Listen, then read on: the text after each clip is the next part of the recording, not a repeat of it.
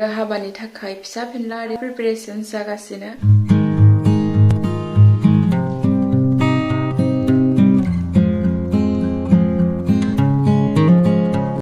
Hello everyone, welcome back to my channel Khulumbai Boinisimbw नोंथांमोनखौ फिन आंनि चेनेलावहाय बरायनाय बावहरबाय तो दिनै 31 डिसेम्बर दिनै माने बे 2022 नि लास्ट ब्लग आरोखि बेयो तो मोननैबो माने दिनै लास्ट डिसेम्बर आरो 1 जानुवारि नि मोननैबो ब्लग एखेलेगे लाबोनसै आङो एबार 2022 बे बोसोरा माने ओरैबायदि थांबाय माने मोजां गाज्रिनि गेजेरजों बादांनाय गाज्रियानो बांसिनमोन आरोखि आं सानो आरज गाबो गसाइनि सेराव माने बे बोसोरा जेरै थांबाय तो फैगोना मोजां जागोन होननानै आरज गाबो आरो माने बे लास्ट माने आंनि सिख्ला लाइफनि माने लास्ट बे न'हाय लास्ट डिसेम्बर लास्ट इयार आरोना बेखायनो स' न'खरनि मानसिफोरजों एसे फिसायैनो सेलिब्रेसन न'खरनि मानसि ज'यै फिसा सेलिब्रेसन बेथ' बयनिबो न'खराव जाखायो दायो माने 12तानिफ्रायनो माने बे इयारा थांसिगोन आरोना गोदान बोसोर जासिगोन तो 12तानि उनावनो जोङो निउ इयाराव हाबसिगोन आरोना नों निउ इयार मोनसिगोन बे बोसोराव जाहाथे सोरखौबा आङो माबाफोर गोरोन्थियाव माबाफोर बुंफ्लांदोंबा सोरजोंबा मानिबा नांलायनाय बायदि जादोंबा नांलायनायथ' बिदि जायाखै बाट सोरबाफोर एसे खोथा लायो नालाय तो बेफोरखौ बावदो ओमफ्राय गोदान बोसोरावहाय मोजां गोसो लानानै मोजां थांखिजों आरो आगान होफिनदों आरोना जियानो जा मोजां गाज्रिजों बयनिबो लाइफआ सोलियो बेखायनो बे 2020 जि गाज्रि सोलिबाय थादों बे जाहाथे बयनिबो जिउआव आरो बांसिन गाज्रिया दा फैथों एसे एनै गाज्रियाथ' थाखायो तो नायलांदो लोगोफोर दिनैनि ब्लगखौ आरो बयनिसिमबो हेपि निउ इयार आंनि इउटुब फेमिलि दायो नै बिमाया बिखिजा मैगं सायगासिनो लाइ अमाजों जानो ओमफ्राय नै बेयो आरो मा बिलाइ होनो नोंथांमोना कमेन्ट खालामदो जोंनिया जारि बिलाइ होनो आरोना जारि बिलाइजों माने सुप बानायनोसै आरोना नाजों जारि बिलाइजों जानोसै नाया एवफ्रामखाना दोनखाबाय लोगोफोर ओमफ्राय नैखिजा मामाया अमा फ्राय बानायनो लाइजो रेडि खालामगासिनो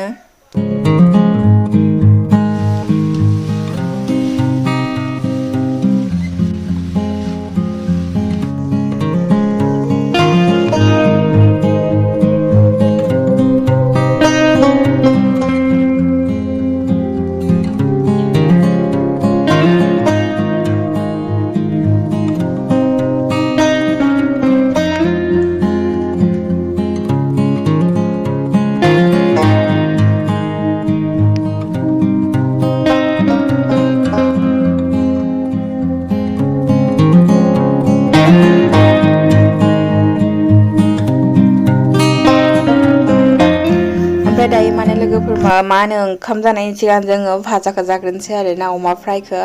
ओमफ्राय आङो जायाखैमोन आरोना लोमजानायनिफ्राय ओमफ्राय एसे जानानै नायनोसै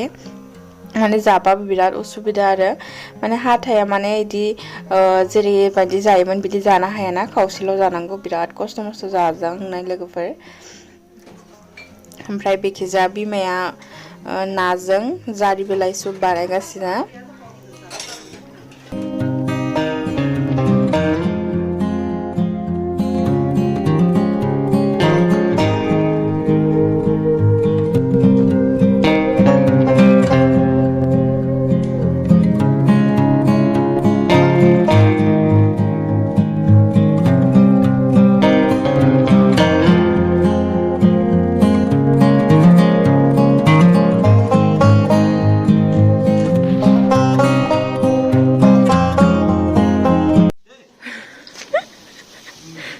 दे खमबसे যাব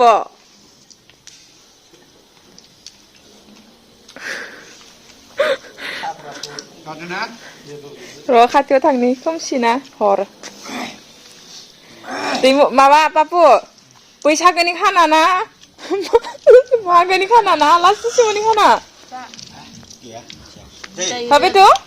मानि खाना दिनि डिसेम्बरखौ बिदाय होदो लास्ट डिसेम्बर दे जा लास्ट डिसेम्बरनि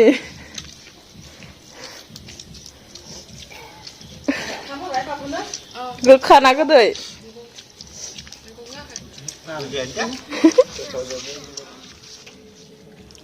आंबो जानोसै लोगोफोर एसे जागासिनो आंना जानाया बिराद खस्थ'नि खावसे किल' जाबाय लोगोफोर ओंखाम जानानै फैखांबाय नै पुरा स्रां स्रां मोनलायदो आरो जारि जानाया बयबो माने बाहेराव एसे न'आव हाबफैनायखायसो सिरि मोनबाय आङो बाहेराव माने बयबो रंजानाय मानाय निउ इयार नेगासिनो खाना जालायनाय थ' आंहा देहाया लोरबां जानानै थाबाय बेफोरबायदि इन्जय खालामनो गोसोबाबो हाला बाट न'आवनो न'निफोरजों एसे फिसायै सेलेब्रेसन खालामनानै गोसोखौ गोजोननाय मोन्दों थ' दायो उन्दुखानोसै आं लोगोफोर मानो होनोबा देहाया जेरैबायदि जानानै दं एसे बहुत रेस्ट नांगौ आरोना बेखायनो आङो देहाया मोजां जाथों होननानै रेस्ट लागासिनो मोजाङैनो थ' उन्दुनोसै लोगोफोर आरो नेक्स्ट आं माने फुङाव लोगो मोनखानोसै निउ इयाराव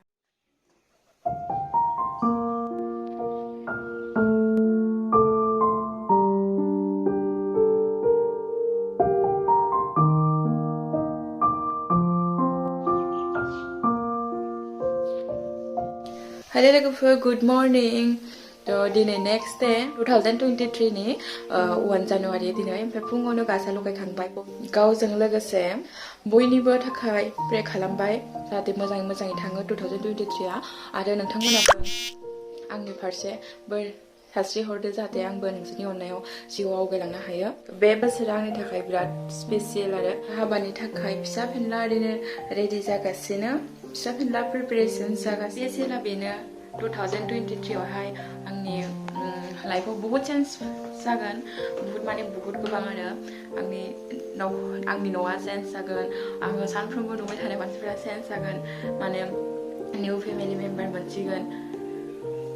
थ' गासिबो निउ जागोन आरोना लोगोफोर नोंथांमोनाथ' मिथिखायो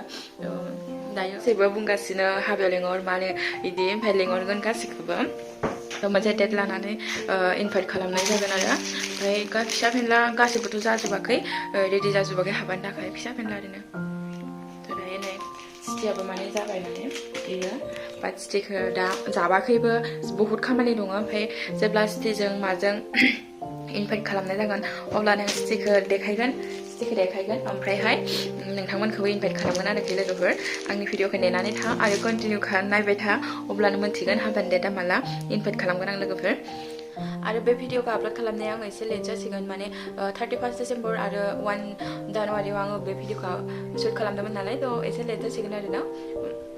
थ' आसा खालामो नोंथांमोन आंनि भिडिअखौ नायनानै मोजां मोनगोन आरो बयनिसिमबो हेपि निउ इयार आरो फिन खेबसेबाव थ' गासिबो मोजाङै थादो बयनिबो लाइफआव मोजां खामानि साक्सेस जालांथों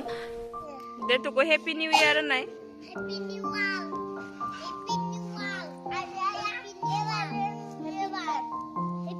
दे नों होन एबार दे सानैबो जमा होन दे हेपि निउ इयार होन दे निउ इयार मिथाइ जाया नोङो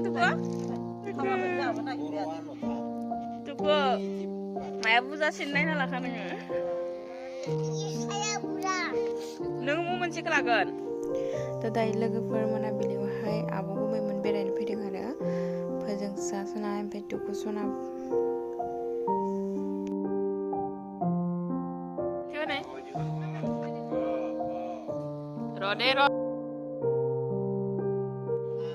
Tekap, kata apa kamu na?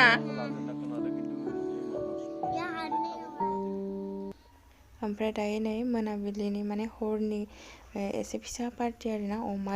रुना लाग्रोनोसै सावनो थाखाय ओमफ्राय जोबजासिम नायलांदो लोगोफोर भिडिअखौ